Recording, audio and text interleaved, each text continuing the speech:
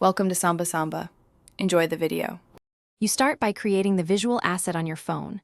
Open a photo or drawing app, set canvas to 512 or 1024 pixels, and remove backgrounds when needed.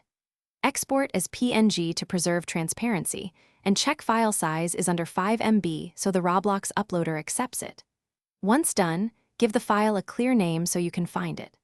Make sure colors use sRGB, because Roblox reads color profiles. This prevents hue shifts after upload. You now upload the image using your mobile browser. Go to Roblox, tap Create or My Creations, then choose decals or the appropriate asset type. Tap Upload, select your exported PNG, enter a concise title and description, and choose public or private depending on use. Submit and wait for the processing indicator to finish. Sometimes it takes a minute.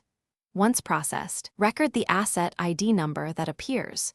You'll need that ID to reference the item inside an experience. Finally, you place the item into your experience.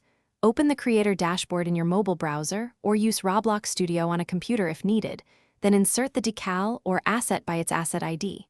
Test the experience in the Roblox mobile app to confirm it appears correctly. If it doesn't show, clear the app cache or log out and back in. Also recheck privacy settings.